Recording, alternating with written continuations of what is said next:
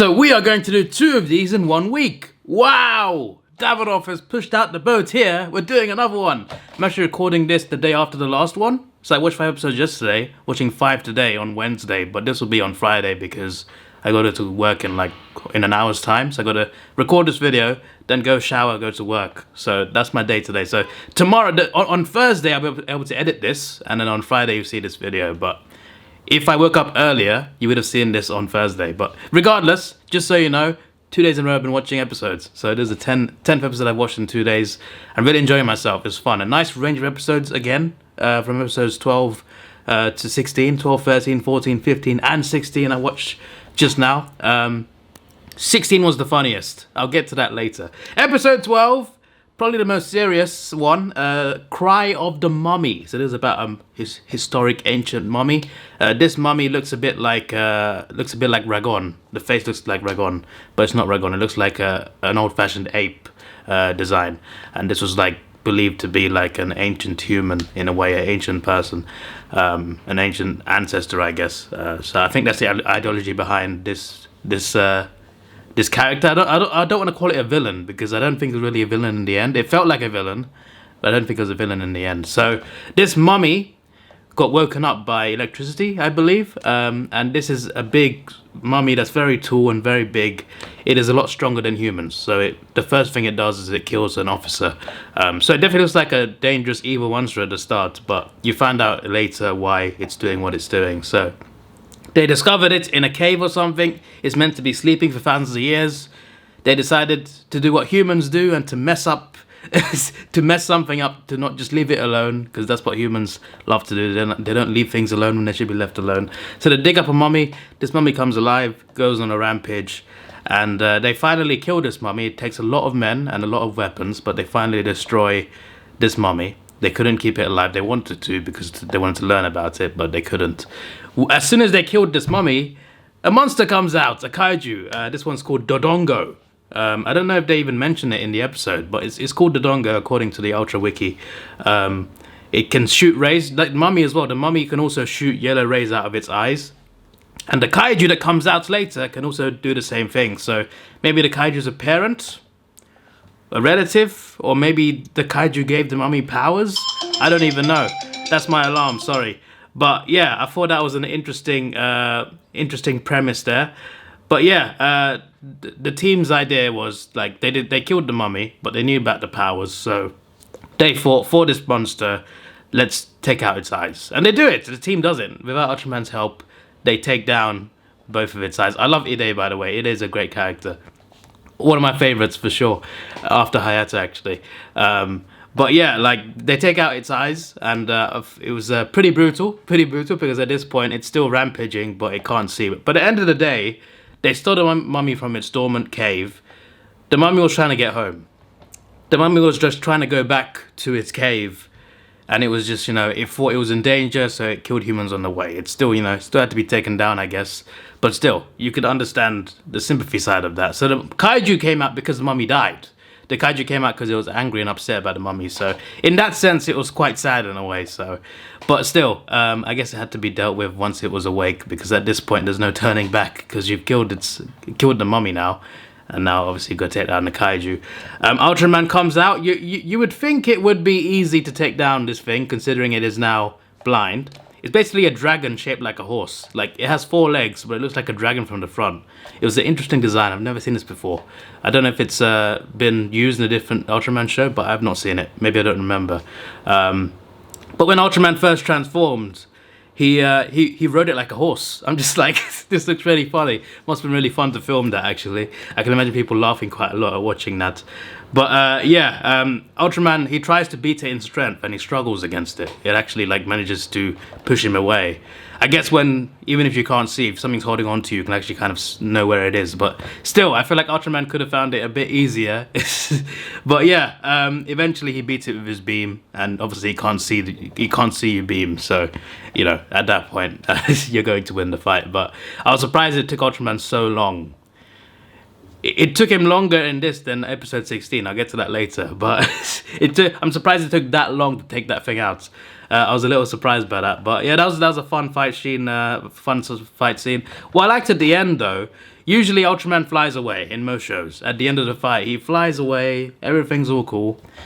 This time, you see him fly away, and then you see him transform back into Hayata on top of a cliff. And then the team sees him on the cliff. They don't see him transform back, but they see him later on that cliff. And Ide is like, is he Ultraman? And I'm just like, of all the times, this is the first time anyone suspects that he's Ultraman. Then they forget about it in episode 13. There's no mention of it again. Ide mentions, could he be Ultraman? Why is he up there? And then the kids mentioned it a few episodes ago, and no one else mentions it. I just find it interesting how they kind of, one of them suspects him now, but nothing's come off it yet. So I thought that was quite intriguing. But yeah, I was just like, but Ide questioned him, and they've not been addressing that in the later episodes.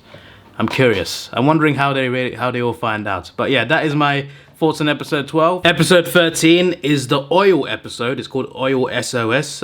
Pestar. I don't know how you pronounce it because I don't remember them saying it in the episode. But Pestar is the name of the kaiju. It is a sea monster.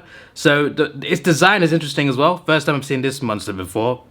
When it stands up, it looks like two giant starfish conjoined together, like giant starfish conjoined twins with a body in the middle. So it's like a starfish butterfly. It's a butterfly but with starfish wings. That's what it looks like. It's a very weird design, but also very creative. I'm just like, okay, that's a very interesting kaiju. If I saw that in real life, I'd be freaked out for sure because it's not very conventional, I guess. But yeah, it's a very strange looking kaiju, but also very terrifying. A drunk man sees this monster destroy an oil tank, and no one believes him, which is funny to me because there's a series with like lots of kaiju in it. How would people not believe he saw a kaiju? But then again, you know, obviously he was drunk, stuff like that. I'm just like, you got to believe him a little bit. I mean, come on. And it's in the ocean. Like, the ocean's very deep. It could be hiding anywhere. But it turns out this monster likes to feed on oil. So, oil rigs, oil refineries, oil tankers, oil trucks, anything with oil in it, this monster wants. An oil carrying ship, it attacked the ship as well. So this is what this monster does. It wants oil, it feeds on oil, and it turns into a bomb.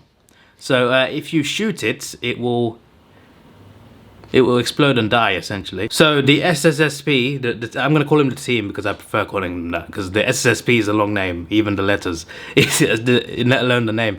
But the team, the plan is they got to beat it in the ocean. If it gets too close to land, they got a big problem. So Ide accidentally shoots it in the wrong location. He shoots it in the water, but it enters the bay, and then he shoots it accidentally as like a reflex. This was, the captain was not happy with this, obviously. He was just like, why have you done that? You cause us problems. It's a big responsibility. So Ide obviously regrets his actions, but now they've shot the kaiju. The kaiju then goes to this oil place, and it dies there, basically. I assume because it got shot and it's like a bomb. It didn't explode, though. It just fell over and died. I'm just like, oh, was it not a bomb? But yeah, I guess, yeah, it just died right there. But then again, everything exploded after that. After it died, things started exploding around it, and there was a lot of fire everywhere. So at this point, the kaiju, the main kaiju, I mean the only kaiju, is defeated. Ultraman's not even here yet. This time Ultraman comes out not to fight anything, but to save people. Ide's in trouble, and there's a big fire everywhere. Ultraman transforms, and he sprays. It looks like web. I don't know what it is, but he sprays this white thing to. This white thing. He sprays everywhere to put out the fire and to save Ide, and I thought that was pretty cool. Like Ultraman normally comes out to fight someone. This time he just came out to just put out a fire. I like how they utilized him there. I thought that was good storytelling. It reminded me a bit of Spider-Man actually, just shooting webs at fires. Yep. The fire is out. I'm happy to help. He basically did a Spider-Man, because Spider-Man doesn't always come out to fight villains. He also comes out to just help people do things, cross the road and stuff. Ultraman did that. He was like the friendly neighborhood Ultraman. The friendly neighborhood Ultraman. That kind of fits. He came out to stop the fire. I thought that was pretty cool. But yeah, that was a good episode. At the end as well, Ide, because he regretted his actions, he offered to resign. I'm just like, oh, poor guy. He understands he made his mistake, but the captain said, You're our team member, you're our friend, you don't do that. So yeah, the Cap's a good person, obviously. It's just that he was angry about what Ide did, and Yeah, they obviously made a mistake, but luckily, not too many people. I don't think anyone died from that actually. So, apart from the kaiju, but that was the aim anyway. But that was a good episode. I liked that. It was pretty interesting and some good character development for today as well. Episode 14. I should slow down a bit. I feel like I'm talking too fast. The Pearl Defensive Directive. This kaiju is called Gamma Kujira. Another kaiju I've not seen before. But yeah, Gamma. I'm pretty sure it's pronounced Gamma Kujira.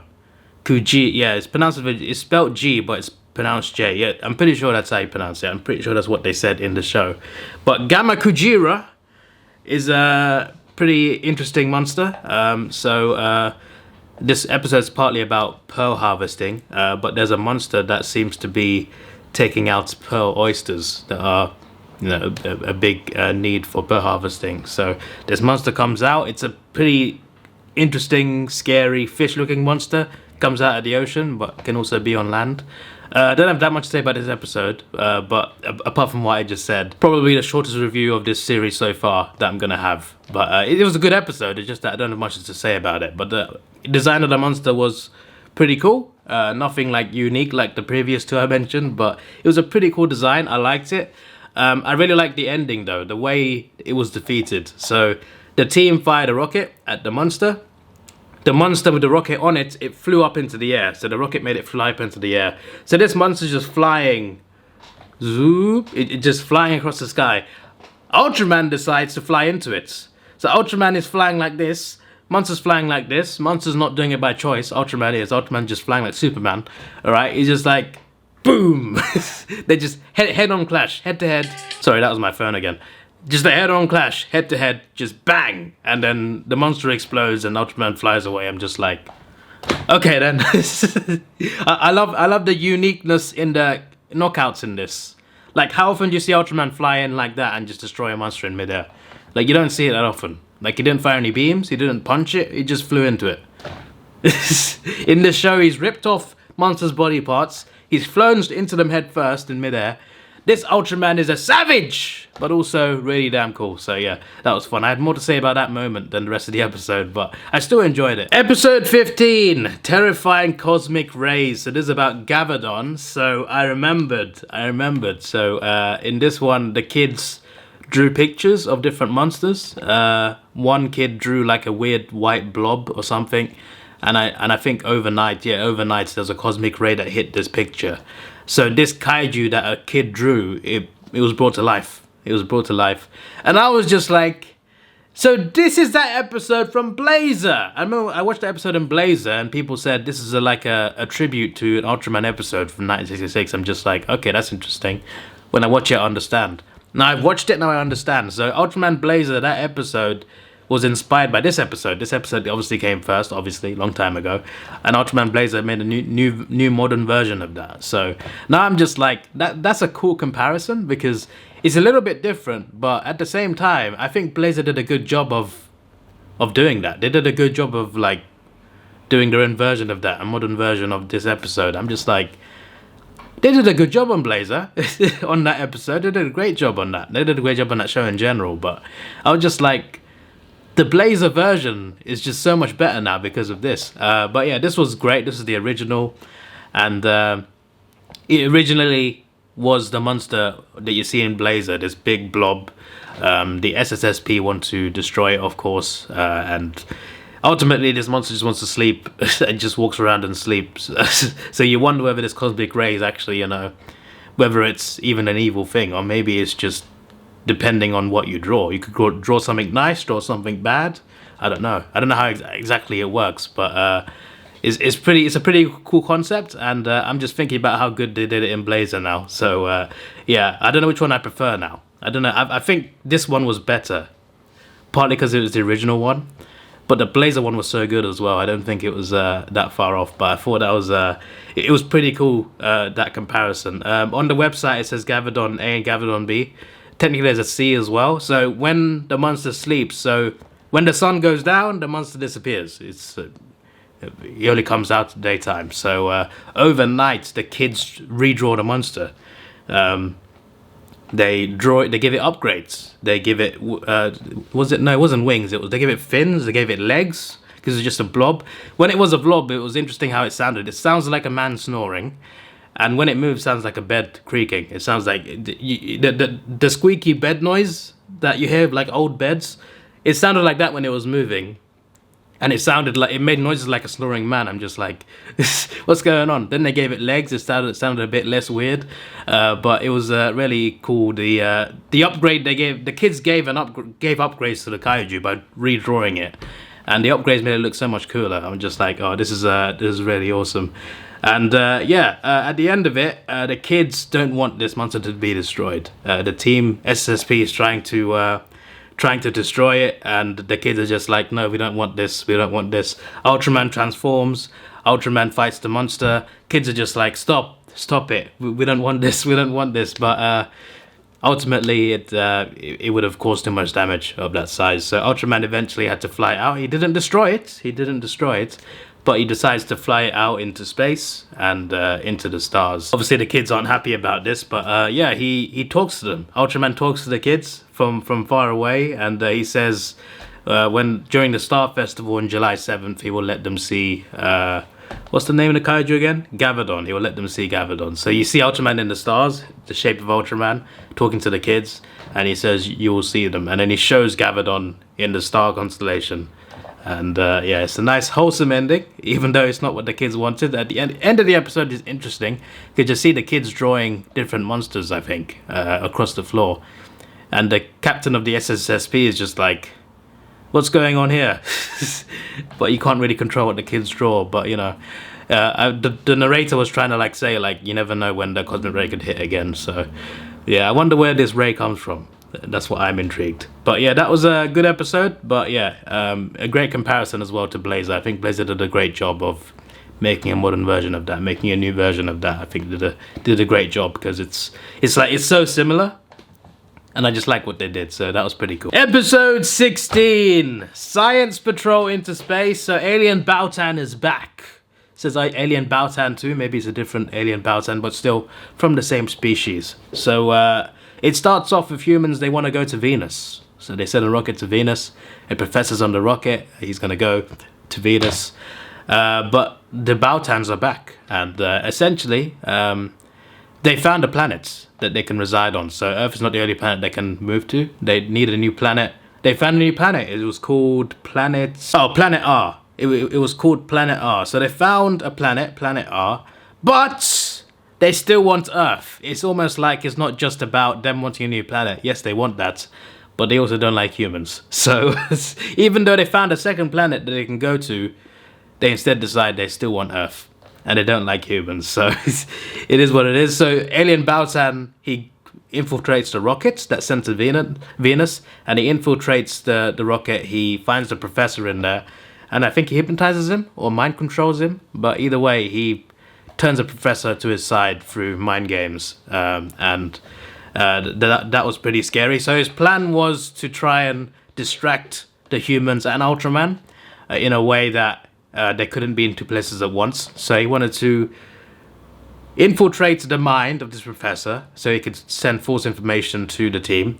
He can also get information from the professor. The professor knows how to defeat Ultraman, how to defend against Ultraman, not defeat him, but how to defend against him. So he tells Alien Baltan, if he fires his beam, you can use this to protect yourself. I know this information. So basically he tricks not tricks, he's already tricked now, but he tells the professor to tell them that he's trapped on the ship running out of fuel. So they've got to go out to the spaceship to retrieve the professor from the ship that's going to Venus. Meanwhile, a lot of Baltans attack Earth, and it's just Ide in one jet against all these Baltans. He gets this weapon out. What's the weapon called? Mars 133. A really cool weapon. He starts killing some of them. I'm just like, this is really cool. There's just Ide on his own. The rest of the team are in space trying to rescue the professor. And meanwhile, Ide is just fighting Baltan on his own. And this Mars weapon was pretty cool. I don't know how shooting through the window, but still, it was pretty cool to see. Meanwhile, the professor, the team saves the professor, but they don't realize that he's possessed and now a different person. So the Baltans caused them to crash into a planet. I don't know was that Mars? Was that the moon? I don't even know. but they crashed into some random planet that I don't recognize. Not that I recognize the moon or the Mars, and I've never been to those places either, but it just looked like wait, at first I thought, is that Mars? No, it's not orange enough. Then I thought, is that the moon? No, it can't be the moon. There's too much gravity there. What planet is this? Is this a planet or a moon, or what is it? I had no idea. I was just like, what's going on? But yeah, there was a planet they crashed on, and the professor led them there, and there was a Baltan there waiting. I was confused whether he turned into a Baltan or whether there was a Baltan there, because we never saw the professor again. So maybe he turned into a Baltan. I don't even know. But anyway, a Baltan came out. Hayata was there on the planet, so he's not on Earth. Obviously, he can't be in two places at once. He transforms, and I'm just like, okay, we're gonna have Ultraman versus Baltan again, right? He fires the beam, Baltan counters it from the professor's information, and then he fires, he throws the, I don't know what you call it, but the circular thing. He throws the disc. Alien Baltan flies at him. He throws the disc, and it slices Baltan in half through the head, like 50-50 in half. Like this way, symmetrical. He splits Baltan in half, just like that. The fight lasted like 30 seconds, maybe less than that. He fires the beam, it fails. Baltan flies at him, sliced in half, just like that. I'm just like, this guy is brutal at killing, but my word, that was quick. This is Alien Baltan. This is a serious villain, a serious kaiju, and Ultraman just destroyed it within 30 seconds. I'm just like, okay. And then after this, Ultraman teleports to Earth. Unfortunately, it uses a lot of energy up, so I thought, oh no, the blinker's gonna go, it's gonna fight Baltan again, because there's another Baltan on Earth that he's got to destroy. It doesn't take him that long to destroy this Baltan as well. Literally, I don't know how long it was. It might have been a minute, it might have been less, it might have been more, I don't know. But it wasn't as fast as the first fight. But the second fight, he beats the other Baltan with the exact same move. He throws the disc straight at him after a bit more of a fight, and slices him in half as well, like that. I'm just like, in midair as well, I'm just like, he's done it twice. He's done the same move twice, the same brutal move twice. I'm just like, that was quick. How did it took him longer to defeat one blind kaiju than two Baltans. How is this possible? How is this possible? This man, he defeated an alien Baltan in 30 seconds. Teleported to Earth, did the same thing to another Baltan in the same way, sliced him in half, sliced both of them in half, and his timer was still not blinking. He still wasn't run out of energy. He was still not blinking. This is OP. This is overpowered. That is crazy. It was fun. It was. I was just laughing. I'm just like, really? That's how easy it was to defeat two Baltans. And his timer didn't even go. Like, he did it that quickly. Like, his time was what, 3 minutes? He defeated a Baltan, teleported to Earth, defeated another one in the same way, in less than 3 minutes. It was great entertainment though. It was really fun to watch. I'm just like, yeah, this was really fun. So yeah, that was really enjoyable. And yeah, I think that's it for my notes actually. Yeah, they hypnotized the professor, because at the end, the rest of the team came to save the team stranded on the planet, right? So, and also, wait, doesn't Hayata go back to the planet as well? I don't remember that happening. I assume he did. But regardless, the rest of the SSP come to save them. They're stranded on this planet, and a kid as well, new kid. Everyone's back to save them. So when they save them, they all go back. No professor, I'm pretty sure. So did the professor turn into Baltan, or did he just die there? I don't even know. But yeah, that's just a mystery to me for now, I guess. But yeah, that was that was fun. That was a fun episode. So yeah, I got about 10 minutes till I got to leave, till I got to go get ready for work. But I've enjoyed reviewing this. I've enjoyed watching these, and hopefully I can do more next week. But at least I can give you 2 this week to make up for the 2 weeks that I missed out on. That means I'm still 1 behind actually, but we'll see. But the next one will be 5 episodes as well. We'll do 17 to 21, and then we'll go from there. I think it'll be 17 to 21, and the one after that will be 22 to 25, because 26, 27 will be a 2-parter. I'm just going to review that on its own, After that, we'll do 5, then 6, I think. Then we'll do the finale. So like, I'm always gonna do the finale and the beginning, episode 1 and the finale. I'll do one episode. If episodes 1's a 2-parter, like episode 1 and 2 maybe it's a 2-parter, then I'll do both in one. But I'll do the opening of the show as one video, the ending as one video. So even if it's like ending trilogy, I'll do that in one video. And then everything else, I'll just do in like 5, every 5 or whatever. I'll do something like that. And any 2-parters, any 3-parters, I will do them as one video as well. So that's the sort of structure. It's going to be a bit confusing, but I think it will make sense overall. And it's going to be fun rewatching these. Also, let me know about any movies that are connected to these shows as well, because I can then watch those for Movie Monday after I finish the shows. So yeah, this is your boy Davidoff. Please like, share, subscribe. Thanks for watching. Have a good day, and I'll see you soon for Ultraman Cosmos in a few months in June, but next month. But I'll see you for Max on Tuesday. Goodbye. Let's take it slow. Where you go, I go too. And if you hit the bottom, I'm going down with you. Let's take it slow. Who cares where we gotta be? You know you'll have a good time wherever.